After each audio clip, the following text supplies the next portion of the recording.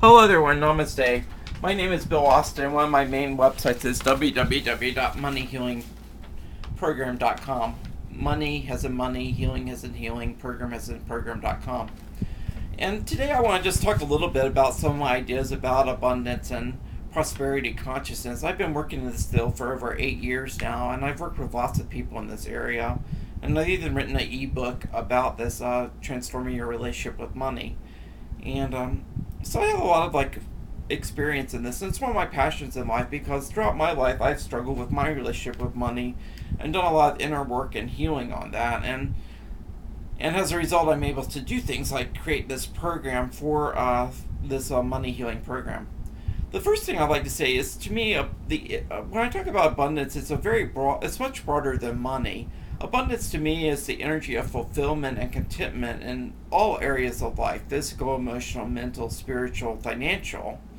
And I've often found that, like, a lot of times your true wealth isn't how much money you have in the bank or how much you earn. It's really your gifts and talents and skills and abilities, because that's where your spiritual gifts are, that's where your passion in life is. And it's very important, I feel, to find your passion in life and live with it and try to make a living from it. Because that's where your gifts are, and that's sort of where you'll find most excitement. And often, when you begin out living your passion, you don't make as much as you were making before.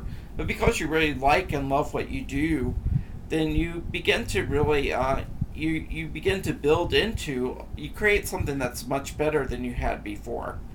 When I began out healing like years ago, I wasn't making nearly as much money when I worked with the state. And then when I decided to leave my job with the state and go into healing full time, I made a lot more money ultimately from healing than from working with the state. It did take a little time. Now, an important part of this is when you live your passion, the flip side of that is sort of like when things aren't your passion, you delegate out that work to other people. And that might mean that, like, for example, I delegate out accounting and payroll to companies that like doing that type of stuff. And it's important. There's a lot of things in business that you just have to do. And, it's better to delegate that out to someone who enjoys doing it than spending your time and energy doing stuff you don't like to do. And one of the things I find is, like, it's really important if you're going to live your passion. A lot of times you really need to either be good at business yourself or hire someone who is good at business. Because a lot of times to get your work out into the world, you have to promote yourself, and you have to just have someone who can return phone calls or schedule you or all that stuff. That makes a huge difference, and it really frees up your time to do the things that you love. Now, to me, a lot about our relationship with money, we know a lot about how we relate to money by how we feel. Our feelings are sort of our emotional navigation systems. And so when you think about money and personal finances and your job and retirement and all this stuff, how do you feel? If you feel calm and content and fulfilled and at peace, then you have a pretty good relationship with money. If you feel stressed and fearful and worried and anxious, then you don't have such a good relationship with money. There's a lot of programs and patterns and blocks going on and self-sabotage going on within you. And it's probably worth the time to work on yourself or order things like this money healing program to help you to heal and clear your relationship with money. One of the biggest sources of healing around money is a lot of times our emotions become entangled with our finances. A lot of times if you're depressed or sad or disappointed or sorry, just have a lot of negative energy going on, you'll overspend, you'll eat more cookies, and you'll drink more soft drinks, and you'll spend more money on clothes to make you look great and all this stuff. And a lot of times if you focus on healing your emotional imbalances, then a lot of your financial imbalances will be healed as well too. Before you can move on, though, for healing your relationship with money, you really have to love, honor, and appreciate where you are right now. And for most people, things like maintaining a gratitude journal where you write down all the things you're grateful for, and whenever you move into the energy of obsessing about money or worrying about money, you read the things you're thankful for instead. A lot of times that's a really good way of honoring where you are. When you obsess and worry about money right and left, then you repel money from you.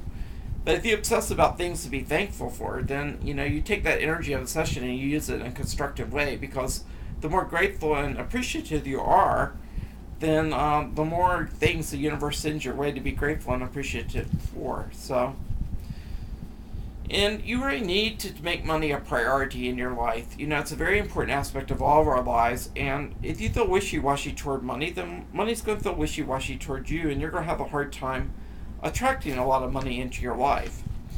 And a lot of times we turn down abundance that tries to come into us because it doesn't look right to us. A lot of times when we think of abundance, we want money. And so we're only open to receiving money. There's a lot of forms that abundance could take that may not be necessarily money. And so a lot of times, like, people who are asking for more abundance come into their lives, because it doesn't come into their lives in the form of money, then they don't accept it. And then they still, like, their prayers aren't being answered or whatever when they are. So you have to be a little bit flexible and go with the flow about how money. Look at what you really want to attract into your life, that energy of what you want to attract into your life. And it may come in money, and it may come in other things, and you just have to clear stuff that blocks you from being, so that you're able to receive it no matter what form it takes. To live an empowered life, a lot of spiritual people really struggle with money, but to live an empowered life, you really have to be abundant. And a lot of times we can't do what we're meant to do, our world service work, because we don't have the money. Or we can't reach the people we're supposed to serve because we don't have the money to promote ourselves. So to some extent, to be spiritual, to me, you almost, it's more spiritual to be abundant than to be not abundant. Because, like, to me, the highest level aspect of our monad is the part of ourselves that's the most divine. It's aligned with the energy of the Creator. It's totally abundant, totally prosperous, totally healthy, totally successful, complete, whole, and perfect. To the extent that we embody that aspect of ourselves, the most divine aspect of ourselves, then to that extent we embody creating heaven on earth and living our passion. So to me, that's a really important thing, is the more you connect with the highest level aspect of your monad, then the better your life is going to be, because that aspect of yourself doesn't know what it's like to be poor or scarcity consciousness. It can't even hold those thoughts in its awareness. Now, the final point I've been making, I think this is perhaps one of the most important points, is our jobs, money, bank accounts, debts, houses, financial assets, etc., are the effect of consciousness. They are not the cause or the source of consciousness. They're not cause and source of abundance.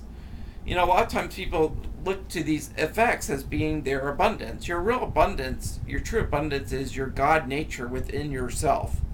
And basically, everything that the effects, the houses, the cars, the bank account balances, they're all external.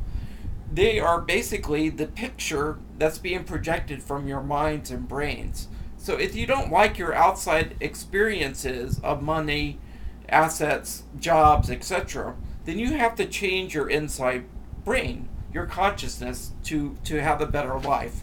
And that's what healing your relationship is all about. Thank you very much. I appreciate you listening to this presentation. And if you would like to know more about the Money Healing Program, just go to www.moneyhealingprogram.com. Namaste.